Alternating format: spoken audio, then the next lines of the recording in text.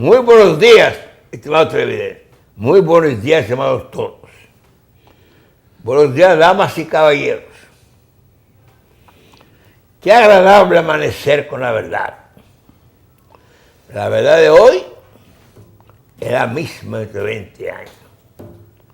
Por eso que me gusta.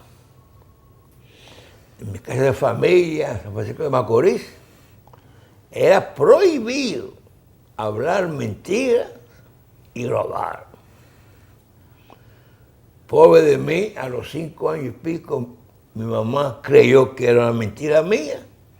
Cuando yo le dije que fulana de tal de 14 años que la visitaba,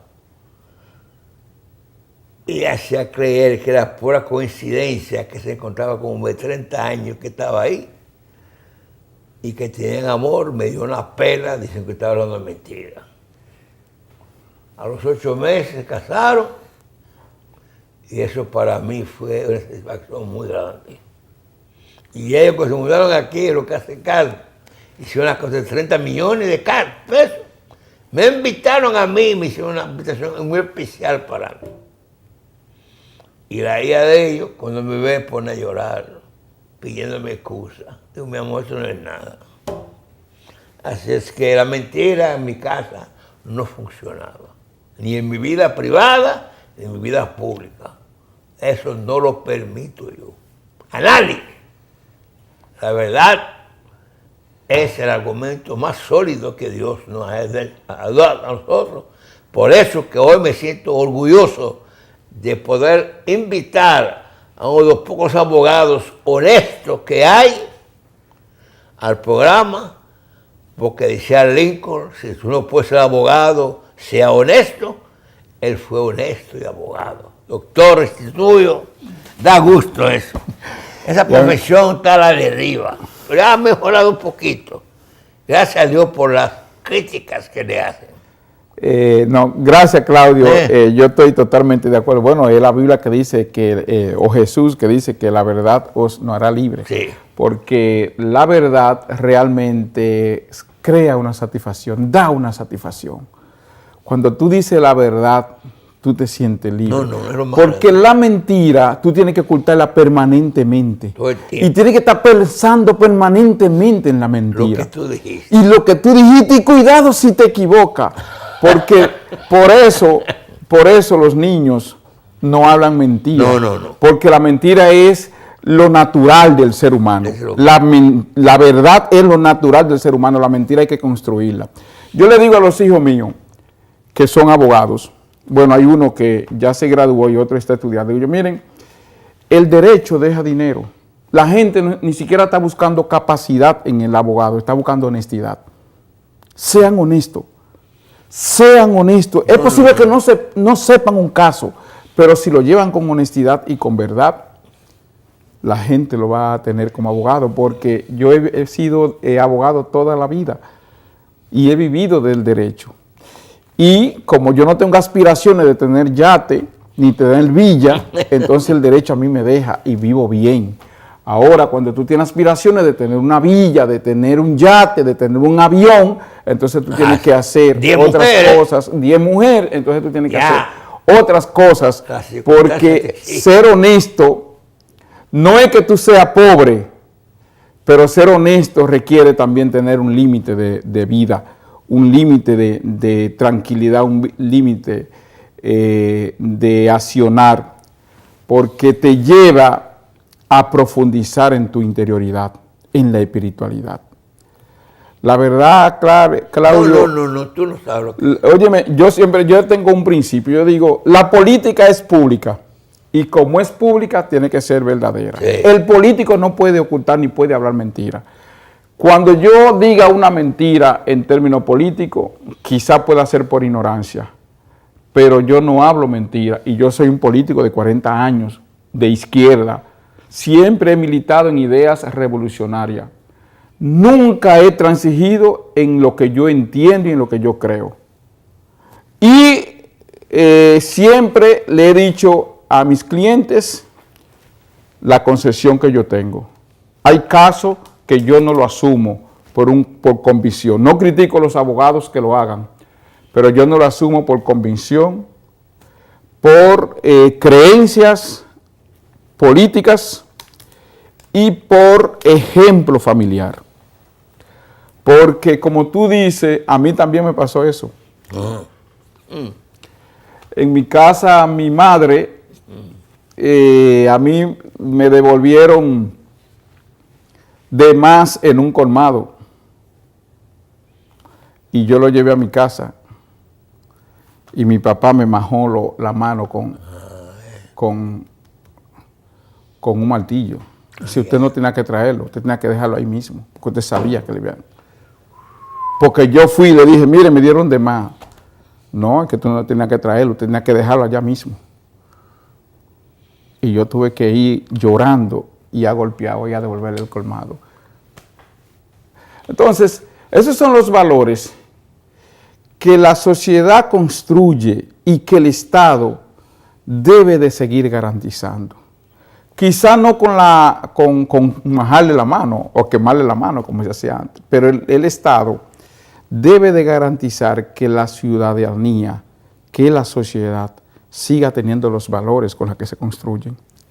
Porque las grandes naciones, hablar mentira es un delito. En Estados Unidos, en Europa, lo más terrible, a ti te ponen, fíjate que cuando tú llenas una solicitud tan sencilla para solicitar una visa, te preguntan, ¿usted es terrorista? En la asunto dice, sí. ¿Usted es comunista? Entonces, y te lo ponen ahí. Pero si tú dices que no, es porque tú no eres terrorista, ni eres comunista. ¿Me entiendes? Porque si cualquier razón tú te declaras comunista, yo digo, pero usted habló mentira, usted decía aquí que no lo era. Entonces, este caso de Emily y lo que va pasando en la sociedad dominicana es porque el Estado no ha garantizado los valores con los que se construye una sociedad. Y los valores se construyen con las estructuras sociales, pero con un concepto filosófico que se llama, y que tiene categoría filosófica que se llama la personalidad.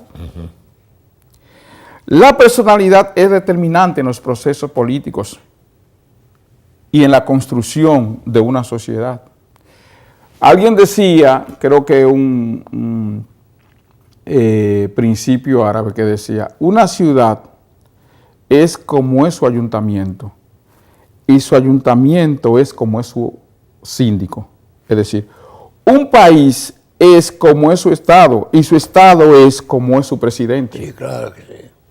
Si el presidente es un mentiroso, ya. Si el presidente es un sinvergüenza, ¿qué le va a dejar a sus ciudadanos en la si él es mala paga? Y si es mala paga. Ah, como acaso mío, no me quiere pagar. No, que si es mala paga. Bueno, pero un presidente tan charlatán que dijo de que la deuda vieja no se paga y la nueva hay que dejarla vieja. No, es una sinvergüenza. Sí, hombre, charlatán. ¿Entiendes? Es una falta de respeto. Eso es una falta ¿me entiendes? A una presidente, señor, lo que el ciudadano de un país, hay que respetarlo. Claro, pero con sus defectos y virtudes.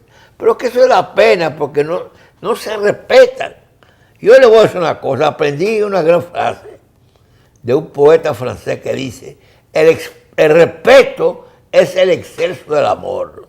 El que no te respeta no te quiere. Así es. No hay que discutir. El respeto se adquiere de dos formas. O yo te respeto porque te tengo miedo, o yo te respeto porque tú mereces respeto, claro. Porque tú te ganaste el respeto. Entonces, una de las cosas que está sucediendo en el país es que no hay respeto por las instituciones. ¿Por qué? Porque la corrupción y la impunidad afectan tres cosas. Afectan la institucionalidad, nadie cree en las instituciones, es decir, la principal institución del país es la Constitución de la República. Ese es el marco, esa es la principal institución. Cuando tú respetas la principal institución, ¿qué mensaje tú estás llevando? Entonces, la corrupción e impunidad, ya nadie cree en las instituciones del Estado. ¿Por qué? Porque cuando tú vas a una institución pública, te crean dificultades para venderte facilidades. ¿Entiendes? No, eso, yo no puedo conseguirte esto. Ah, pero si yo te doy 10 pesos por atrás, te lo consigo de una vez. Entonces, la gente no cree en las instituciones. Lo bonito no es eso. Es que la gente se evalúa para poder cobrar. Así es. Yo no tengo carácter para eso. Mira, Dionisio. No, pero además, Claudio, además de dañar las instituciones, daña la política, porque Sí. entonces todos los políticos son unos ladrones. Claro. Ser político hoy es una tarea difícil, porque todos los políticos son unos ladrones. Y finalmente la corrupción, la impunidad, daña la moral pública, porque todo el mundo entiende que debe de hacerse rico con el menor esfuerzo. Sí. Y lo único que produce riqueza es el trabajo. A mí nadie puede decirme a mí que con la política puede hacerse rico. Nadie. Honestamente. Si tú lo haces a tu manera, sí. Y No, es que no puede, es que a mí me digan que los políticos que aquí que son ricos. No, aquí ningún político que tiene 30, 40 años siendo funcionario público, siendo senador, siendo diputado, no puede hacerse rico, no puede tener riqueza, porque es que la Constitución le prohíbe que tú no puedes hacer ningún tipo de negocio. Tú no puedes tener bombas, tú no puedes tener oficinas. Si yo soy diputado, yo tengo que decirle a la Cámara de Cuentas, mira, mi oficina cesa. Yo no puedo recibir ningún dinero de mi oficina, porque es que la Constitución me dice que eso es incompatible. Lo único que yo puedo hacer es docencia o investigaciones. Es decir, a mí no puede decirme a mí que un senador que tiene 40 años siendo senador, 30 años siendo diputado, que es rico. No puede, porque es que él no puede recibir dinero por ningún otro sitio, porque él decidió ser político. A él nadie lo obligó. Entonces, ¿qué falacia es de que aquí no se puede perseguir y condenar la corrupción? Es una falacia. Eso es lo más decir, bueno, pero está bien, eso es fácil. Usted no puede ni siquiera el dinero que usted ha ganado por su sueldo, ponerlo a plazo fijo, porque usted no puede beneficiarse. A usted le pagan un salario para que usted viva, porque la política es una decisión personal y un servicio a la sociedad. Pues a mí no me vengan a mí a decirme a mí, ahora usted dice, bueno, yo trabajé 30, 40 años y acumulé esta riqueza, Sí. Y entonces a partir de ahí me metí en la política, yo declaro mi riqueza, pero ya a partir de esa riqueza yo no la puedo invertir. Que no sea tenerla en un certificado y lo que el banco me pueda dar, pero para eso tengo que tener una autorización del Congreso y de la Cámara de Cuentas. Coño, aquí no es eso. Aquí. Porque es que la Constitución me dice a mí, los legisladores, los funcionarios de categoría, de cosas, sus funciones son incompatibles. Yo soy regidor. Yo no puedo hacer ningún tipo, mi única incompatibilidad, yo no puedo hacer negocio con el municipio, yo no puedo hacer negocio con el ayuntamiento, yo puedo ejercer el derecho, porque la ley 176 no me lo permite, no me lo prohíbe, pero yo no puedo hacer negocio con la ciudad. Yo, Juan Dionisio Rodríguez Restituyo, no puedo hacer negocio con la ciudad, porque es una incompatibilidad. Yo puedo hacerlo con otras ciudades, o con otra parte del país.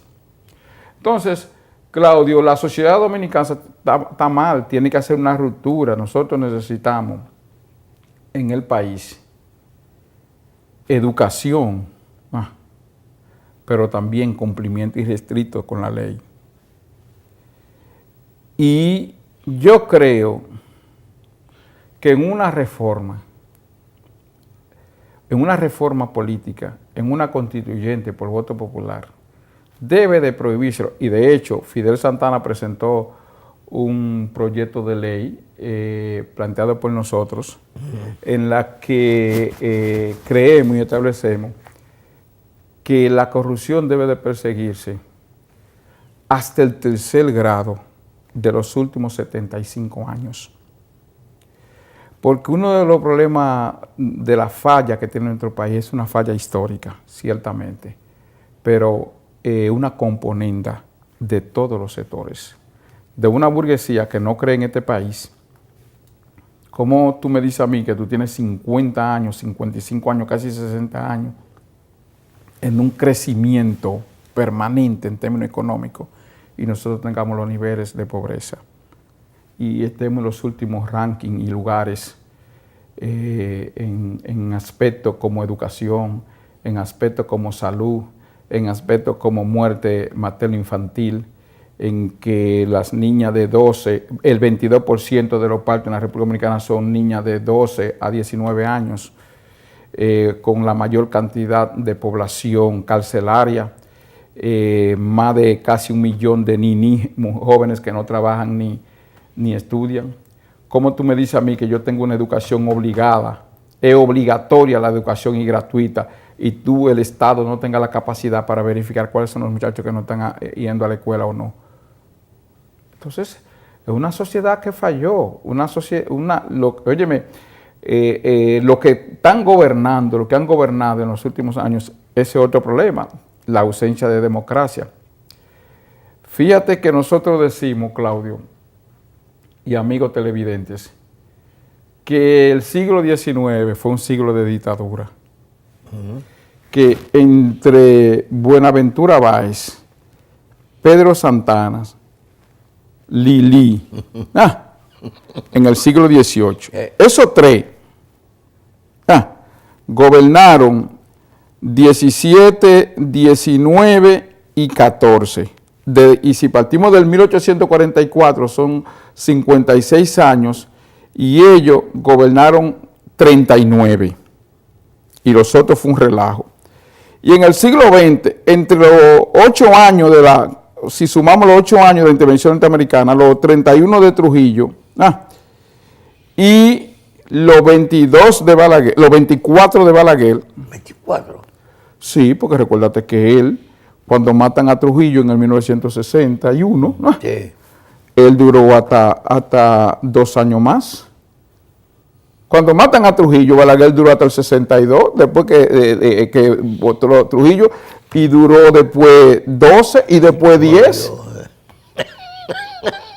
No se cansó. No, y eso, que es porque Peña Gómez tiene un récord Guinness, Balaguer. Él tiene un récord Guinness porque fue candidato a los 89 años. Sí. Candidato y ganó a los 89 años. Entonces, pero eso es del siglo pasado, pero tú dices, bien, y desde la muerte de Trujillo para acá, entre Danilo, Leonel y Balaguer. Hipólito. No, Hipólito no, porque el PRD son, los dos duraron 8 años. Es un partido que hay que en algún momento que hay que analizarlo. Pero entre Balaguer, Leonel y Danilo, uno tiene 12 y el otro va a tener 8, son 20, y Balaguer 24, son 44. Y estamos diciendo que cuánto hace aquí, que hace de 57 años, 3 gente van a gobernar 44 años.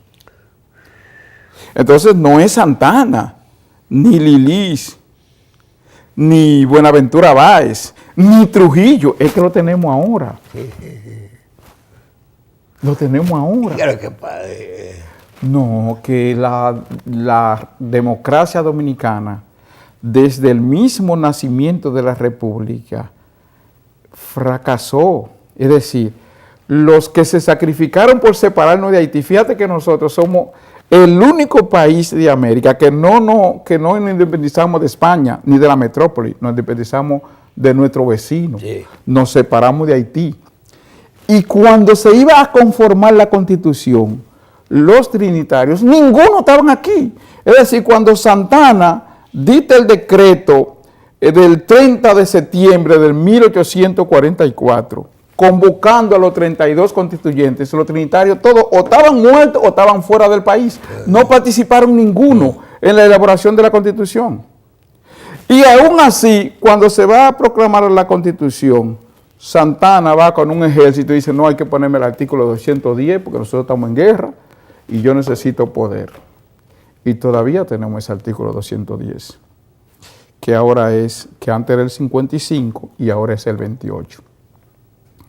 Entonces, es que nosotros tenemos una falla histórica en términos de reformas democráticas. Y entonces las demás reformas que se han dado a partir de eso, la reforma después del 1844, la reforma importante se dio en el 1858, porque ciertamente nosotros duramos 14 años peleando con Haití. Y en esos 14 años tuvimos 12 batallas. 12, sí, fueron 12. O sea, fue 12 batallas porque tuvimos entre el 45 y del 1845 al 1844 al 1845 nosotros tuvimos 6 batallas. Del 1849 al 51 tuvimos nosotros 4 batallas. Y en el 56, que fue la última batalla de las carreras, y fue en el 55-56. Es decir, nosotros ciertamente duramos 12 años, 14 años peleando para afianzar la separación. Y cuando terminamos, no habíamos terminado bien de afianzar nuestra separación con Haití, cuando de una vez nos anexamos a España. Entonces, después de que nos anexamos a España, ¿quiénes vienen a gobernar? Los mismos que estaban antes de la anexión, es decir, Buenaventura Báez y sus seguidores. Y lo poco de liberal que ha vivido la República, quizá con los 18 meses que gobernó Gregorio Luperón, y luego quizá lo poco que podemos decir del gobierno de Espaillat, 7 meses. Que fueron 7 meses, igual que lo de Juan Bosch. Eso no ha tenido, no tuvo relevancia. Siempre la burguesía conservadora se adueñó con un sector de empresarios fundamentalmente extranjeros, que son los mismos que están gobernando hoy. Es decir, es que la independencia de nosotros ha sido trunca. Pero nosotros tenemos que hacer una ruptura. Si este país quiere cambiar, tiene que hacer una ruptura. Y el único, y quizá porque estuvo fuera del país, que fue consecuente con sus ideales y que murió siendo consecuente con sus ideales, fue Juan Pablo Duarte. Y fíjate que Duarte, cuando se armó la polémica y que la inició Manuel de Jesús Galván, Claudio, Manuel de Jesús Galván estaba planteando que el padre de la patria debería de ser Pedro Santana. Él fue que inició, aquí habían 2 periódicos, el periódico La Opinión y el periódico Eco. Y él escribió un artículo en el 1888, 84 por ahí, que a Pedro Santana habían que nombrarlo padre de la independencia. Y entonces él inicia el debate entre Pedro Santana y Duarte, y Juan Pablo Duarte. Un grupo que decía, no, el padre de la patria es Juan Pablo Duarte, y el otro no. Y encabezado con Manuel de Jesús Galván, ese historiador que hay ahí, dice, no, tiene que ser Pedro Santana. Entonces, José Francisco Sánchez, que era funcionario importante del gobierno de Lili, dice, no, el padre de la patria es Francisco de Rosario Sánchez. Y entonces empieza esa discusión con la triada entre Santana, Duarte y Francisco. Entonces, en esa época aparecieron los restos de Mella. ¿Sabes que Mella había muerto de desintería en Santiago y lo habían enterrado en una fosa común? Aparecieron los restos de Mella y entonces Lili, inteligentemente, dijo, no, pero ahora aparecieron los restos de Mella. Que en definitiva esa corriente que proclamaba que sea Sánchez el padre de la patria, con José Francisco Sánchez, que era un funcionario importante en el gobierno de Lili, incluso fue embajador, y entonces los partidarios de Mella sacan del debate a Pedro Santana por el asunto de la anexión a España. Y entonces empieza ese debate de 3 padres de la patria, que entonces nosotros tenemos 3 padres de la patria, nos separamos de Haití, tuvimos 3 independencias en menos de 40 años, porque recuérdate que en el 1821 nos separamos de España, pero antes de eso nosotros éramos colonia francesa, porque la gente olvida que del 1795 al 1812 toda la isla era colonia francesa. Y la gente olvida que siendo Toussaint Louverture gobernador de Francia en la isla, ¿no? Vino interrumpió, vino con un ejército de esta parte de la isla y aquí, y designó una serie de gobernadores en toda la isla en el 1821, en el 1801, porque recuerda que Haití se independiza de Francia en el 1804, pero ya Toussaint Louverture viene a esta isla en el 1801 siendo parte del ejército francés. Sí. Y representante de Napoleón en esta colonia. Entonces se le revela a Napoleón, se le reveló porque él quería hacerse dueño de toda la isla. De ahí el concepto de que la isla es una indivisible. Y entonces, Napoleón manda a su sobrino, a Leclerc, a su cuñado, manda a Leclerc para acá. Y había una gente que quería ser también, que se llamaba Dessalines. Sí. Y entonces Dessalines se junta con Toussaint, proclama la independencia de Haití en 1 de enero de 1804, pero entrega a Toussaint Louverture, que se lo llevan para Francia y muere allá en Francia. Sí. Y Dessalines se queda gobernando la isla ya independiente, la guerra racial que se dio en Haití. Pues, la República Dominicana, la historia, hay que conocer la historia, porque alguien dijo, si tú quieres conocer el pasado, tienes que vivir el presente, porque el presente es la consecuencia del pasado. Sí, claro. Y si quieres conocer el futuro, mira el presente, porque este presente va a ser la consecuencia del futuro. Entonces, lo que estamos viviendo ahora, ¿qué es lo que está diciendo, Claudio? De que nosotros vamos para una sociedad fallida, que nosotros vamos para la misma situación que iba Haití, donde no hay institucionalidad, donde no hay ni nada, ¿me entiendes? Entonces, nosotros necesitamos hacer una reflexión sobre este país. Y esa reflexión tiene que partir necesariamente con juzgar a todos los traidores, a todos, y pasarle cuentas, porque ese es nuestro problema, la impunidad.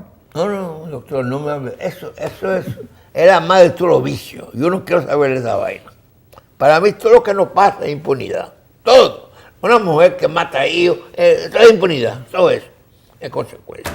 Doctor, quiero que el público sepa que usted es secretario general del partido político Frente Amplio. Así es. Que me ha apoyado para recuperar mi casa de familia. En nombre de mis hijos, mis nietos, de todos mis amigos, le agradezco mucho a ustedes.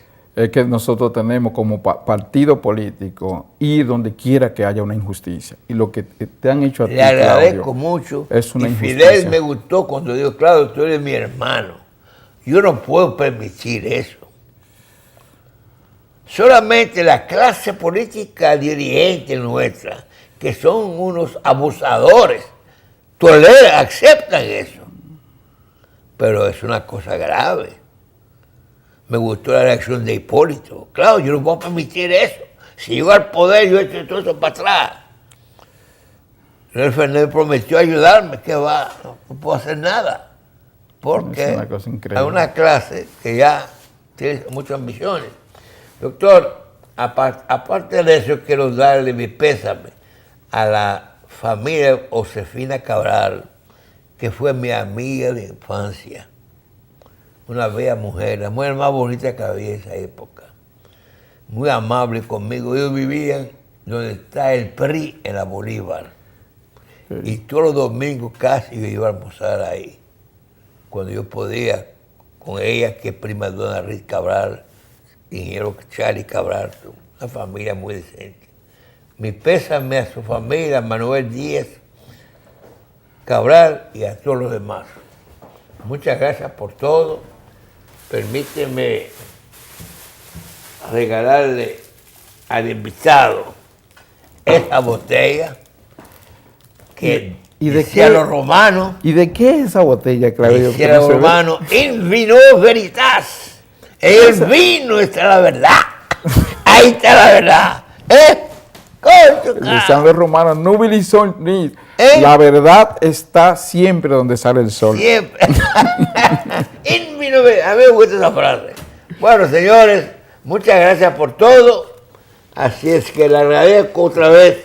Es de vino, no da. Es de vino, no es de romo, es vino. No, vino. Es vino. No, vino veritas. Ya, gracias. En el vino está la verdad, decía Ya, los romanos en época de Nerón.